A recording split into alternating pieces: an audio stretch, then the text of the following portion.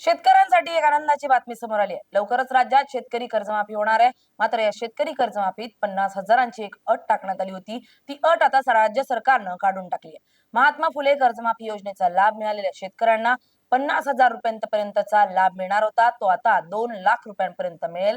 आणि प्रोत्साहनपर अनुदानासाठीची 2026-27 ची पिकं कर्ज भरण्याची अट रद्द करतो, अशी घोषणा देवेंद्र फडणवीस यांनी कर्जमाफीच्या निर्णयासाठी 2029 पर्यंत थांबू शकलो असतो, मात्र आम्ही तसं केलं नाही, असंही फडणवीस म्हणाले।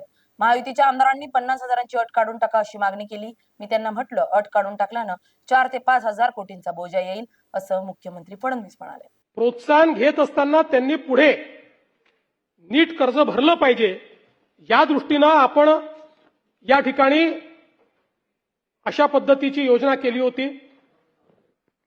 मला खरं म्हणजे मी तिन्हीचा चार्ट या ठिकाणी तयार केलेला आहे।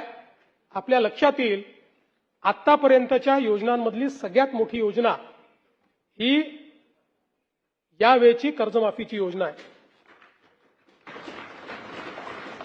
टाळ्या याच्यानंतर वाजवा, टाळ्या याच्यानंतर वाजवा।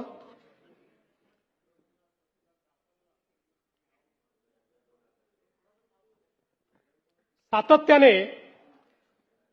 या संदर्भात अटी शर्ती आहेत अशी मागणी होत होती।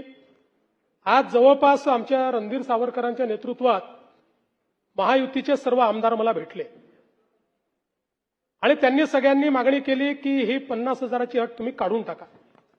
त्यावेळी त्यांनाही मी आकडेवारी दाखवली। मी त्यांना सांगितलं की अट काढल्याने आमच्यावर 3-4 हजार कोटीचा भुर्दंड येईल, फार येईल असं नाही, 4,000 कोटीचा येईल, 5,000 कोटीचा येईल, पण शिस्तीचा भाग म्हणून ही आणलेली आहे। त्यांना दाखवलं की समजा 1 लाखापर्यंत नेली तर 2 लाखच शेतकरी असे राहतात की ज्यांच्यावर त्या ठिकाणी त्यांना याचा फायदा मिळत नाही। पण तरी देखील सगळ्यांचं मत होतं की 2 लाख शेतकरी का सोडतात। केवळ त्याच्याकरता शेतकऱ्यांमध्ये अशी भावना होईल की कोणाला ठेवलं आणि कोणाला वगळलं। त्यामुळे मी आर्थिक शिस्त सांगत होतो आणि ते लोक मला हे सांगत होते की आपण व्यापक विचार केला पाहिजे आणि शेवटी लोकशाही आहे, त्यामुळे लोकशाहीमध्ये त्यांचा व्यापक विचार मी मान्य केला। आणि आता हे जे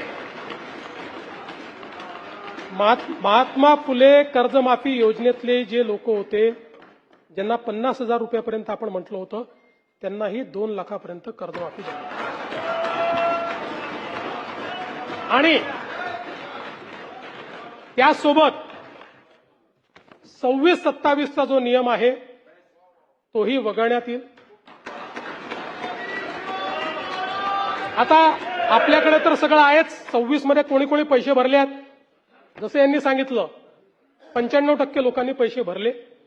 त्यामुळे आता त्याच्या आधीच्या 3 वर्षातले कुठलेही 2 वर्ष ज्यांनी रेग्युलर भरलेले आहेत ते सगळे लोक याकरता पात्र होतील।